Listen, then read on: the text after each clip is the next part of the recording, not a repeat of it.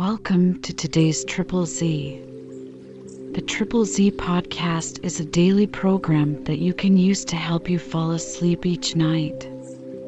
Just turn down the volume, lay back, relax, and enjoy as you fall asleep. Little Women is a classic novel written by American author Louisa May Alcott. It was originally published in 2 volumes in 1868 and 1869 and has since become one of the most beloved and enduring works of American literature. The novel is set in Concord, Massachusetts during the Civil War era, and it draws heavily on Alcott's own experiences and the lives of her 3 sisters. The novel follows the lives and adventures of these 4 sisters as they grow into womanhood, face various challenges, and learn important life lessons. Little Women deals with themes such as family, love, friendship, and the pursuit of individual dreams, while also exploring the societal expectations placed on women in the 19th century. If you enjoy our program, please be sure to write us a review on your podcast platform and share us with a friend. You both might sleep just a little better at night. Our website is Z, that's 3z's.media. You can also like and share our content on Facebook or our Instagram account ZZZ Media Podcast. Music for today's episode was provided by Gaia's Symphony on Apple Music. Chapter 15, A Telegram. November is the most disagreeable month in the whole year, said Margaret, standing at the window one dull afternoon, looking out at the frostbitten garden. That's the reason I was born in it, observed Jo pensively, quite unconscious of the blot on her nose. If something very pleasant should happen now, we should think it a delightful month, said Beth, who took a hopeful view of everything, even November. I dare say, but nothing pleasant ever does happen in this family, said Meg, who was out of sorts. We go grubbing along day after day, without a bit of change, and very little fun. We might as well be in a treadmill. My patience, how blue we are, cried Jo. I don't much wonder, poor dear, for you see other girls having splendid times, while you grind, year in and year out. Oh, don't, I wish I could manage things for you as I do for my heroines. You're pretty enough and good enough already, so I'd have some rich relation leave you a fortune unexpectedly. Then you dash out as an heiress, scorn everyone who has slighted you, go abroad, and come home my lady something in a blaze of splendor and elegance. People don't have fortunes left them in that style nowadays. Men have to work and women marry for money. It's a dreadfully unjust world, said Meg bitterly. Jo and I are going to make fortunes for you all. Just wait 10 years and see if we don't, said Amy, who sat in a corner making mud pies, as Hannah called her little clay models of birds, fruit, and faces. Can't wait, and I'm afraid I haven't much faith in ink and dirt, though I'm grateful for your good intentions. Meg sighed and turned to the frostbitten garden again. Jo groaned and leaned both elbows on the table in a despondent attitude, but Amy spat it away energetically, and Beth, who sat at the other window, said, smiling, 2 pleasant things are going to happen right away. Marmee is coming down the street, and Laurie is tramping through the garden as if he had something nice to tell. In they both came, Mrs. March with her usual question, any letter from father, girls, and Laurie to say in his persuasive way, won't some of you come for a drive? I've been working away at mathematics till my head is in a muddle, and I'm going to freshen my wits by a brisk turn. It's a dull day, but the air isn't bad, and I'm going to take Brooke home, so it will be gay inside, if it isn't out. Come, Jo, You and Beth will go, won't you?" "Of course we will." "Much obliged, but I'm busy." And Meg whisked out her work basket, for she had agreed with her mother that it was best, for her at least, not to drive too often with the young gentleman. "We three will be ready in a minute," cried Amy, running away to wash her hands. "Can I do anything for you, Madam Mother?" asked Laurie, leaning over Mrs. March's chair with the affectionate look and tone he always gave her. "No, thank you, except call at the office, if you'll be so kind, dear. It's our day for a letter, and the postman hasn't been. Father is as regular as the sun, but there's some delay on the way, perhaps." A sharp ring interrupted her, and a minute after Hannah came in with a letter. "It's one of them horrid telegraph things, Mum," she said, handling it as if she was afraid it would explode and do some damage. At the word telegraph, Mrs. March snatched it, read the 2 lines it contained, and dropped back into her chair as white as if the little paper had sent a bullet to her heart. Laurie dashed downstairs for water, while Meg and Hannah supported her, and Joe read aloud in a frightened voice. "Mrs. March, your husband is very ill. Come at once. S. Hale Blank Hospital, Washington." How still the room was as they listened breathlessly, how strangely the day darkened outside, and how suddenly the whole world seemed to change as the girls gathered about their mother, feeling as if all the happiness and support of their lives was about to be taken from them. Mrs. March was herself again directly, read the message over, and stretched out her arms to her daughters, saying, in a tone they never forgot, "I shall go at once, but it may be too late. Oh, children, children, help me to bear it." For several minutes there was nothing but the sound of sobbing in the room, mingled with broken words of comfort, tender assurances of help, and hopeful whispers that died away in tears. Poor Hannah was the first to recover, and with unconscious wisdom she set all the rest a good example, for with her, work was panacea for most afflictions. "The Lord keep the dear man. I won't waste no time a-cryin', but get your things ready right away, Mum," she said heartily, as she wiped her face on her apron, gave her mistress a warm shake of the hand with her own hard one, and went away to work like 3 women in one. "She's right, there's no time for tears now. Be calm, girls, and let me think." They tried to be calm, poor things, as their mother sat up, looking pale but steady, and put away her grief to think and plan for them. "Where's Laurie?" she asked presently, when she had collected her thoughts and decided on the first duties to be done. "Here, ma'am." "Oh, let me do something," cried the boy, hurrying from the next room whither he had withdrawn, feeling that their first sorrow was too sacred for even his friendly eyes to see. "Send a telegram saying I will come at once. The next train goes early in the morning." "I'll take that." "What else?" "The horses are ready." "I can go anywhere, do anything," he said, looking ready to fly to the ends of the earth. "Leave a note at Aunt March's." "Joe, give me that pen and paper."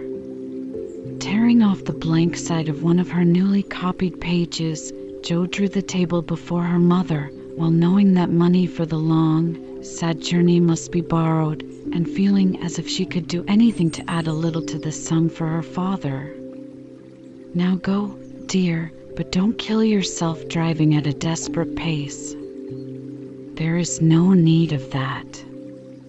Mrs. March's warning was evidently thrown away, for 5 minutes later Laurie tore by the window on his own fleet horse, riding as if for his life.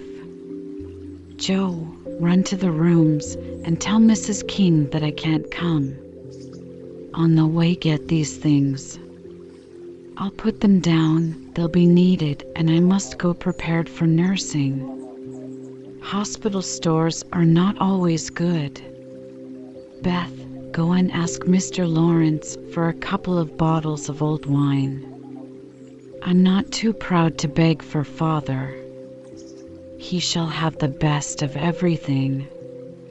Amy, tell Hannah to get down the black trunk, and Meg, come and help me find my things, for I'm half bewildered. Writing, thinking, and directing all at once might well bewilder the poor lady, and Meg begged her to sit quietly in her room for a little while, and let them work. Everyone scattered like leaves before a gust of wind, and the quiet, happy household was broken up as suddenly as if the paper had been an evil spell. Mr. Lawrence came hurrying back with Beth, bringing every comfort the kind old gentleman could think of for the invalid, and friendliest promises of protection for the girls during the mother's absence, which comforted her very much. There was nothing he didn't offer, from his own dressing gown to himself as escort. But the last was impossible. Mrs. March would not hear of the old gentleman's undertaking the long journey, yet an expression of relief was visible when he spoke of it, for anxiety ill fits one for traveling. He saw the look, knit his heavy eyebrows, rubbed his hands, and marched abruptly away, saying he'd be back directly. No one had time to think of him again till, as Meg ran through the entry, with a pair of rubbers in one hand and a cup of tea in the other, she came suddenly upon Mr. Brooke. "I'm very sorry to hear of this, Miss March," he said, in the kind, quiet tone which sounded very pleasantly to her perturbed spirit. "I came to offer myself as escort to your mother. Mr. Lawrence has commissions for me in Washington, and it will give me real satisfaction to be of service to her there." Down dropped the rubbers, and the tea was very near following, as Meg put out her hand, with a face so full of gratitude that Mr. Brooke would have felt repaid for a much greater sacrifice than the trifling one of time and comfort which he was about to take. "How kind you all are! Mother will accept, I'm sure, and it will be such a relief to know that she has someone to take care of her. Thank you very, very much." Meg spoke earnestly, and forgot herself entirely till something in the brown eyes looking down at her made her remember the cooling tea, and lead the way into the parlor, saying she would call her mother. Everything was arranged by the time Laurie returned with a note from Aunt March, enclosing the desired sum, and a few lines repeating what she had often said before, that she had always told them it was absurd for March to go into the army, always predicted that no good would come of it, and she hoped they would take her advice the next time. Mrs. March put the note in the fire, the money in her purse, and went on with her preparations, with her lips folded tightly in a way which Jo would have understood if she had been there. The short afternoon wore away. All other errands were done, and Meg and her mother busy at some necessary needlework, while Beth and Amy got tea, and Hannah finished her ironing with what she called a slap and a bang, but still Jo did not come. They began to get anxious, and Laurie went off to find her, for no one knew what freak Jo might take into her head.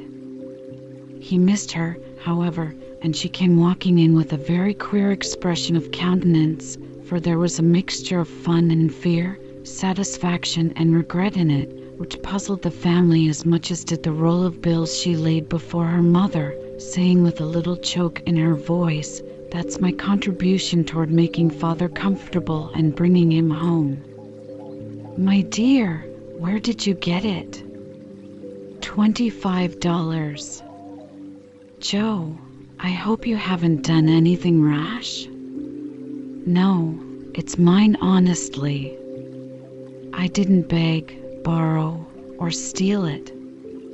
I earned it, and I don't think you'll blame me, for I only sold what was my own." As she spoke, Jo took off her bonnet, and a general outcry arose, for all her abundant hair was cut short. "Your hair! Your beautiful hair! Oh, Jo, how could you? You're one beauty. My dear girl, there was no need of this. She doesn't look like my Jo anymore, but I love her dearly for it." As everyone exclaimed, and Beth hugged the cropped head tenderly, Jo assumed an indifferent air, which did not deceive anyone a particle, and said, rumpling up the brown bush and trying to look as if she liked it, "It doesn't affect the fate of the nation, so don't wail, Beth. It will be good for my vanity. I was getting too proud of my wig. It will do my brains good to have that mop taken off. My head feels deliciously light and cool, and the barber said I could soon have a curly crop, which will be boyish, becoming, and easy to keep in order. I'm satisfied, so please take the money and let's have supper. Tell me all about it, Jo." "I am not quite satisfied, but I can't blame you, for I know how willingly you sacrificed your vanity, as you call it, to your love. But, my dear, it was not necessary, and I'm afraid you will regret it one of these days," said Mrs. March. "No, I won't," returned Jo stoutly, feeling much relieved that her prank was not entirely condemned. "What made you do it?" asked Amy, who would as soon have thought of cutting off her head as her pretty hair. "Well, I was wild to do something for Father," replied Jo, as they gathered about the table, for healthy young people can eat even in the midst of trouble. "I hate to borrow as much as Mother does, and I knew Aunt March would croak, she always does, if you ask for a 9 pence. Meg gave all her quarterly salary toward the rent, and I only got some clothes with mine, so I felt wicked, and was bound to have some money if I sold the nose off my face to get it." "You needn't feel wicked, my child. You had no winter things and got the simplest with your own hard earnings," said Mrs. March with a look that warmed Jo's heart. "I hadn't the least idea of selling my hair at first, but as I went along I kept thinking what I could do, and feeling as if I'd like to dive into some of the rich stores and help myself. In a barber's window I saw tails of hair with the prices marked, and one black tail, not so thick as mine, was $40. It came to me all of a sudden that I had one thing to make money out of, and without stopping to think, I walked in, asked if they bought hair, and what they would give for mine." "I don't see how you dared to do it," said Beth in a tone of awe. "Oh, he was a little man who looked as if he merely lived to oil his hair. He rather stared at first, as if he wasn't used to having girls bounce into his shop and ask him to buy their hair. He said he didn't care about mine, it wasn't the fashionable color, and he never paid much for it in the first place. The work put into it made it dear, and so on. It was getting late, and I was afraid if it wasn't done right away that I shouldn't have it done at all, and you know when I start to do a thing, I hate to give it up.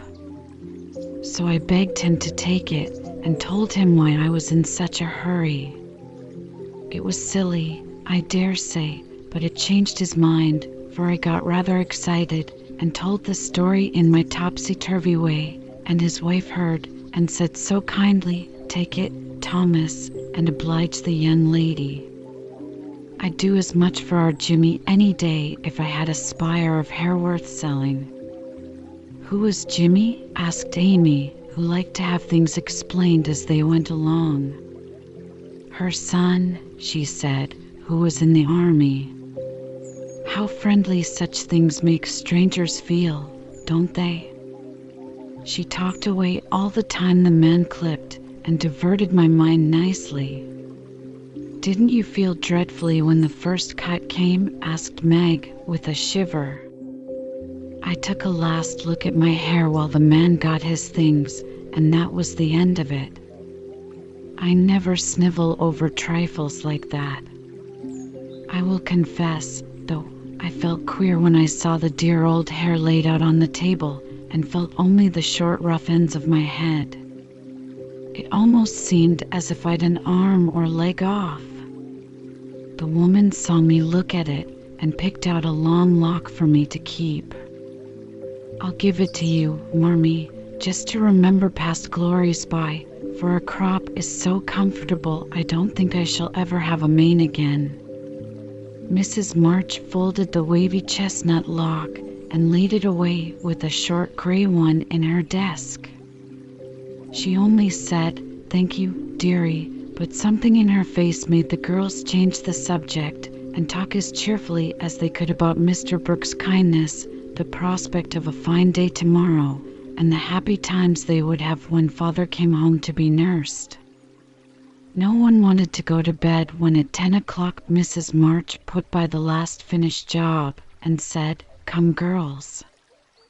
Beth went to the piano and played the father's favorite hymn.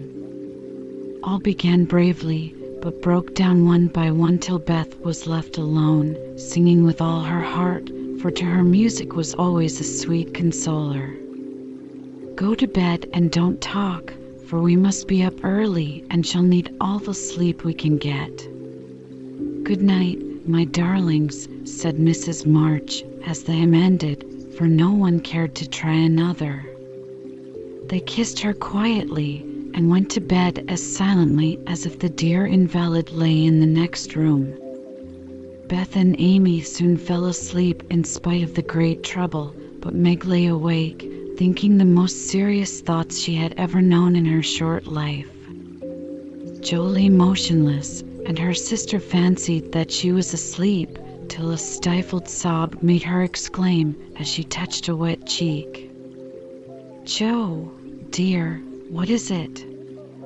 Are you crying about father?" "No, not now." "What then?" My hair," burst out poor Jo, trying vainly to smother her emotion in the pillow. It did not seem at all comical to Meg, who kissed and caressed the afflicted heroine in the tenderest manner. "I'm not sorry," protested Jo, with a choke. "I'd do it again tomorrow, if I could. It's only the vain part of me that goes and cries in this silly way. Don't tell anyone, it's all over now. I thought you were asleep, so I just made a little private moan for my one beauty. How came you to be awake?" "I can't sleep, I'm so anxious," said Meg. "Think about something pleasant and you'll soon drop off." I tried it, but felt wider awake than ever. "What did you think of?" "Handsome faces' eyes particularly," answered Meg, smiling to herself in the dark. "What color do you like best?" "Brown, that is, sometimes. Blue are lovely." Jo laughed, and Meg sharply ordered her not to talk, then amiably promised to make her hair curl, and fell asleep to dream of living in her castle in the air. The clocks were striking midnight, and the rooms were very still as a figure glided quietly from bed to bed, smoothing a coverlet here, settling a pillow there, and pausing to look long and tenderly at each unconscious face, to kiss each with lips that mutely blessed, and to pray the fervent prayers which only mothers utter. As she lifted the curtain to look out into the dreary night, the moon broke suddenly from behind the clouds and shone upon her like a bright, benignant face, which seemed to whisper in the silence, "Be comforted, dear soul. There is always light behind the clouds."